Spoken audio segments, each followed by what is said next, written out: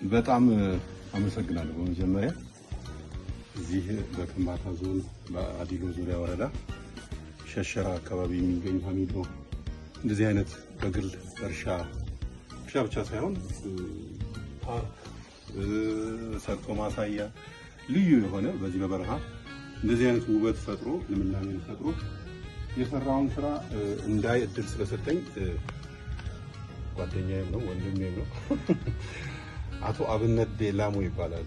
በጣም ትልቅ ስራ የሰራው በመጀመሪያ ደረጃ እጅግ በጣም ደስ ብሎኛል። በጣም ነው የማመሰግነው። ይሄ ከነበሩት ካገኘናቸው እነኚህ ቅመሞች አንዱ ነው። በጣም ደስ የሚል ሽታ አለው እና ብዙ ነገር አለ እንደዚህ። ለማንኛውም እንደው ዝም ብሎ ለመጠቅለል ያህል ነው። በብዙ መንገድ በተለያየ ሁኔታ ልንጽፈው እንችላለን። እንደው በቪዲዮ ብቻ ሊቀር እንዲችል ቢያንስ ለማጠቃለያ በሚል አንድ ሁለት ጥያቄ ልጠይቀው አሰብኩ። አብነት በጣም ደስ ይላል የሰራው ስራ፣ ግን ምን አነሳሳ? ያነሳሳኝ ያው አካባቢው ራሱ ተጽዕኖ ይፈጥራል። ቆላ ነው፣ በረሃ ነው፣ ስምጥ ሸለቆ ነው።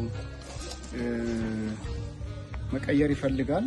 ሁለተኛው እይታ ነው። ሌሎች አካባቢ ላይ ሃይስኩል ተማሪ ሆነን እኛ ጣዛን የማየት እድል፣ ብሽግዳን የማየት እድል፣ ድራሜና አካባቢ የማየት እድሉ ስለነበረ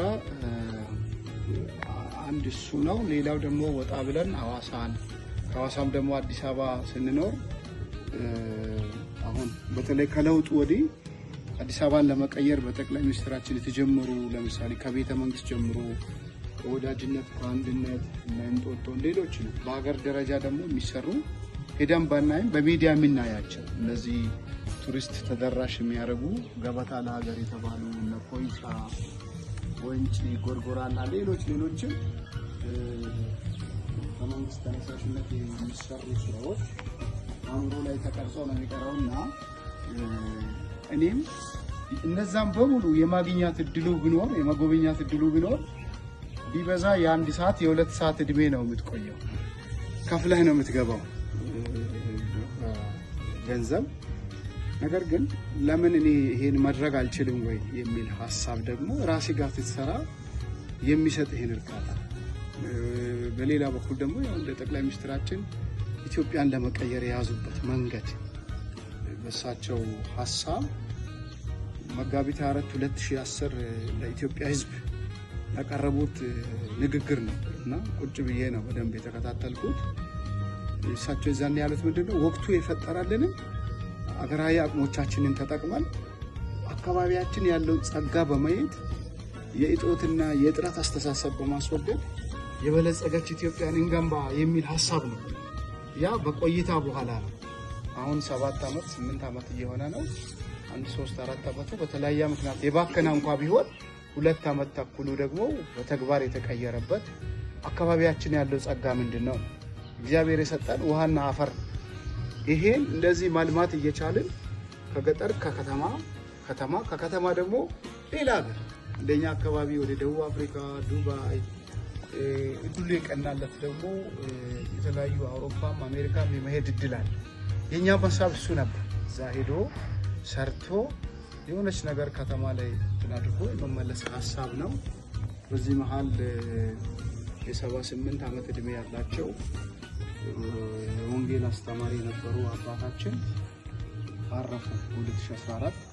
ከዛ በኋላ አደራም የተባልኩት መሬት እነሱ በወጣትነታቸው ይህን መሬት ለመያዝ ትግል ነበር። ከዚህ ሆሳናም ሄደው የታሰሩበት፣ አብዛኞቹ አዲስ አበባ ሄደው የታሰሩበት ብዙ ዋጋ የተከፈለበት እንደሆነ ይናገሩ ስለነበረ የመሬት ጉዳይ ዋጋ አለው የሚል የእሳቸውም አደራ አለ።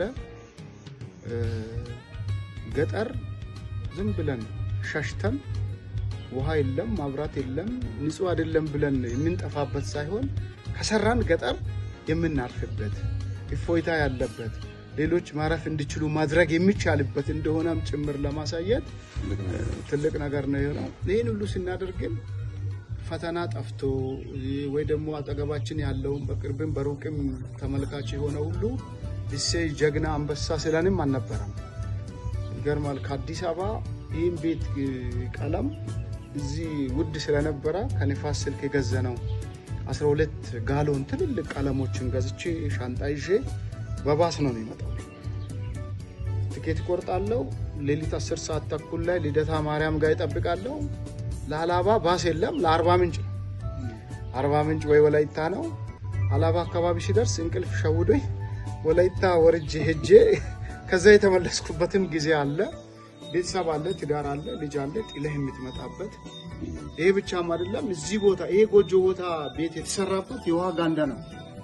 ያ ያልኩት በአባቴ ሀዘን ምክንያት እዚህ አካባቢ ሰው ወደ አእምሮ የመጣው አካባቢውን ለምን አንቀይርም፣ በመስኖ ለምን አንሰራም፣ ለመቂ ዝዋይ፣ ሌሎች አካባቢዎች ውሃን አማራጭ ያደረጉበትን እኛም ብናደርግ ብለን ስንጀምር ለ2 ዓመት የተገነባ ጋንዳ ነው የፈረሰው።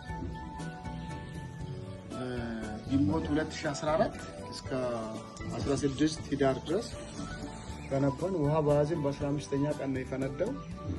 ያው በጣም ትልቅ ድንጋጤ ነው። 2 ዓመት የተገነባበት ገንዘብ የተመላለስክበት። ሁለተኛ ደግሞ ወደ 1 ሚሊዮን ጥቅል ጎመን ተክለናል ቆጥራል እና ባለሙያ ይዘን እሱን በምን ታለማለ የሚሉ ሀሳቦች ነበሩ። ከሁሉ በላይ እኛ አካባቢ ደግሞ ያው እንደኛ አካባቢ ሳይሆን እንደ ሀገርም የሚሰራ ሰው ለመለወጥ ከተነሳሳ ብዙ ነገር ከጠቅላይ ሚኒስትራችን መነሳት ይቻላል። ምንም ነገር የማይጨበጥ ነገር እስክታመጣ እንቅስቃሴ ጥረት ምናምን ማበረታታት ላይ ብዙም ሰርታይም አይደለም። አሁን አዲስ አበባ ተቀይሮ እየታየ ነው። በቅርቡ የአፍሪካ ህብረት ስብሰባ ተደርጓል። ያንን ለማሳየት ግን በጣም ብዙ ነገር መታለፍ ነው። ብዙ ተስፋ አስቆራጭ ነገር ስትጀምር የሌለውን ነገር መጨረሻውን ማየት ይፈልጋል ሰው። ስለዚህ በዛ መሀል ያሉ ትግሎች ሰው ውጤቱን እንጂ ጅምሩ ወዴት ይደርሳል ብሎ ራእዩ ምንድነው ወዴት ለመድረስ ነው አይልም። አሁንም እዚህ ላይ ሆነ እንደ ስኬት ሳንቆጥር ብዙ ነገር ለመስራት ተዘጋጅተን እያለ ራእይህ ምንድነው አይልም። ምን እናግዝ አይልም። ቀጣይ ምን አላማ አለ? በነገራችን ላይ በጣም ብዙ ጥያቄዎችን መመለስክልኝ። ስለዚህ አሁን ወደ ማጠቃለያው ምንድነው አሁን ረክተሃል? አሁን ባለበት ደረጃ ነው ወይስ ምንድነው ወደፊት ከዚህ የበለጠ? ምክንያቱም እኔ እንዳየሁት ያው አንተ አልዘረዘርካቸውም በኋላ በአንዳንድ እንትኖች ውስጥ እየከቱ አብነት ዴላሞ ቤተ መንግስት አካባቢ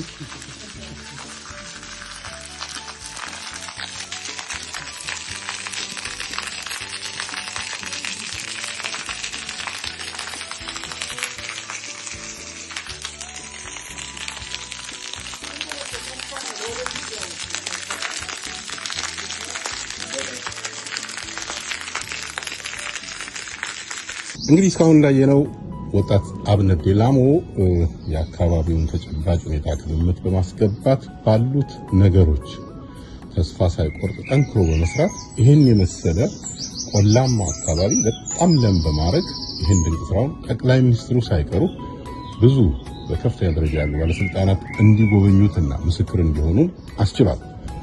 አካባቢን መለወጥ እንደሚቻል የሀገሪቱን የግብርና ፖሊሲ እንዴት አድርጎ ከግብ ማድረስ እንደሚቻል ምሳሌ እስኪሆን ድረስ ብዙዎች ይሄንን ለማየት ለልምዱ ከተለያዩ አካባቢዎች እየመጡ እየጎበኙ ነው።